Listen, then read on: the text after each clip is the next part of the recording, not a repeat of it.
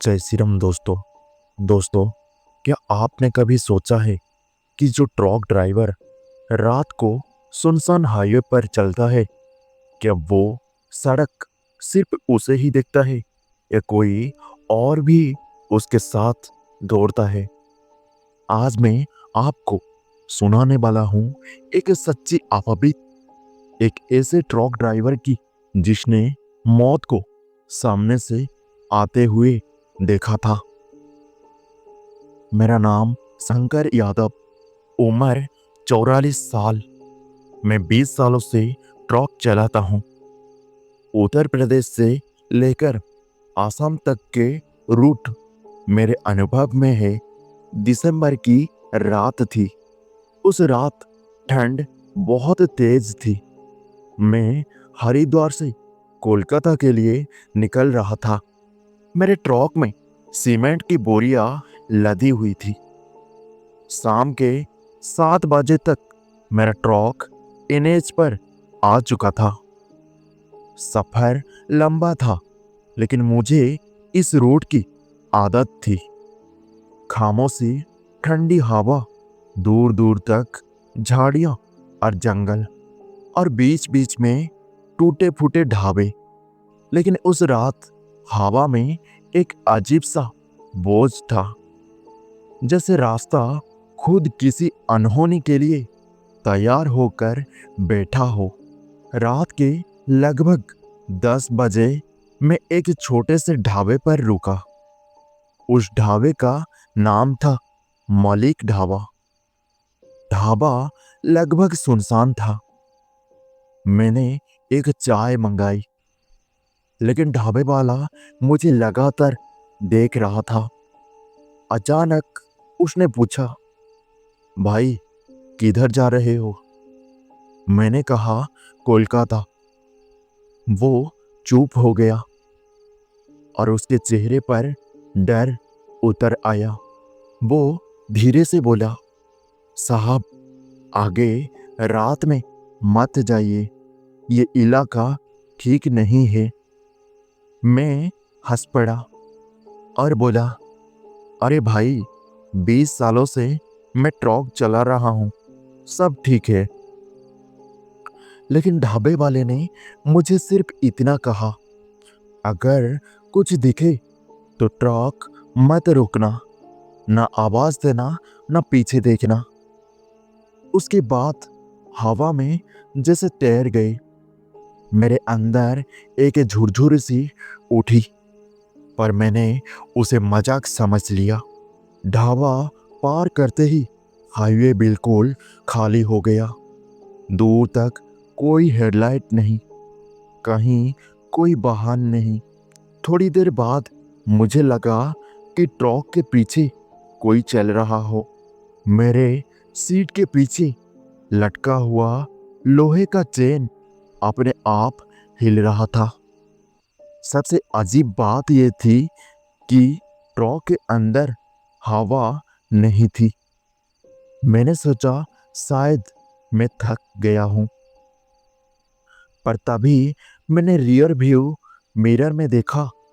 सड़क के बीचों बीच एक सफेद साड़ी जैसी कोई चीज खड़ी थी। मैंने ट्रक का हॉर्न बजाया, लेकिन वो हिला भी नहीं, जैसे रास्ते को घूर रही हो। मैं उसके पास पहुंचा और अचानक वो चीज मेरे ट्रक के बिल्कुल पास तैरती हुई खिड़की के साथ साथ दौड़ने लगी। उसी रफ्तार में उस समय मेरा गाड़ी का स्पीड 45 किलोमीटर था पर आवर। मेरे हाथ स्टीयरिंग पर जमे हुए थे। मैंने ढाबे वाले की बात याद की, ना ट्रक रोकना, ना पीछे देखना, और मैंने एक्सीलेटर दबाकर स्पीड बढ़ा दी। पर वो परछाई मेरे साथ साथ कई किलोमीटर तक चलती रही। लगभग 40 मिनट बाद सड़क एक घने जंगल से गुजरने लगी। वो इलाका भयानक रूप में शांत था। सिर्फ इंजन की आवाज थी। अचानक मेरे ट्रक की रेडियो अपने आप चालू हो गया और भारी खड़खड़ाहट के बीच एक औरत की फुसफुसाहट सुनाई दी। रोके रोके, मैं यही हूँ। मैंने रेडियो बंद कर दिया, लेकिन थोड़ी देर बाद रेडियो फिर चालू हो गया और मेरे पीछे से एक आवाज आई, पीछे देख शंकर।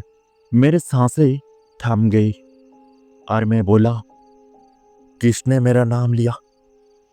लेकिन कोई आवाज नहीं थी। मैंने पूरा जोर लगाया, लेकिन अचानक मेरी ट्रक अपने आप रुक गया, जैसे किसी ने पहिया को पकड़ लिया हो। मैं ट्रक से उतरकर बोनेट चेक किया, लेकिन कुछ भी खराब नहीं था। पर तभी मेरे कानों में एक धीमी ठंडी आवाज आई, देर कर दी।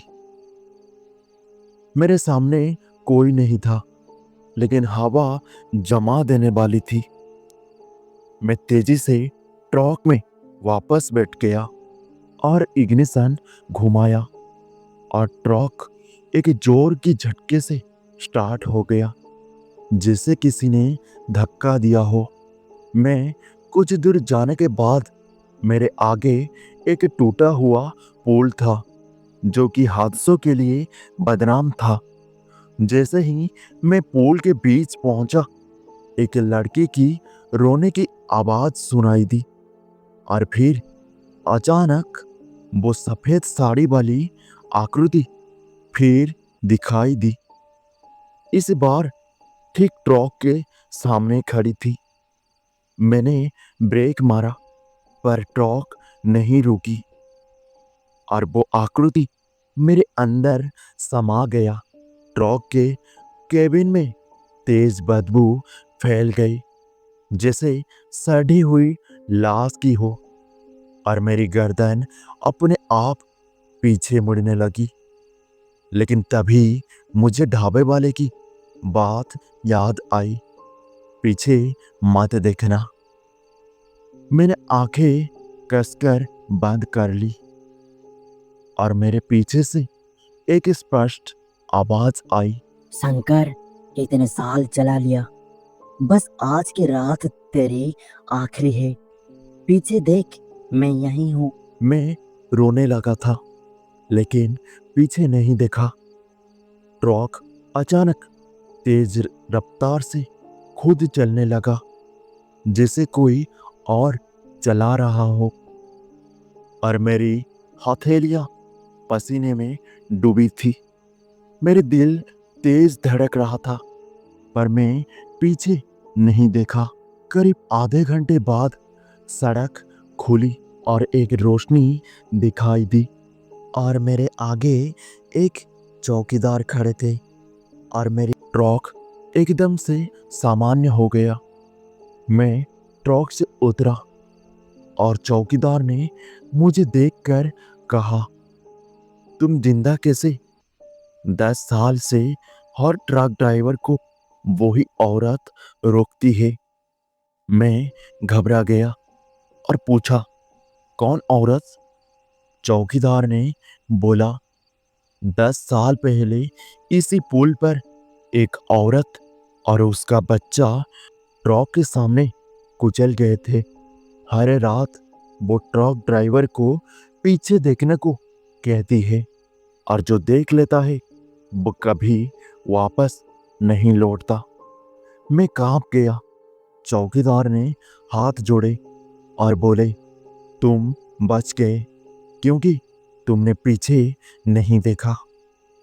और मैं ट्रक लेकर आगे बढ़ा।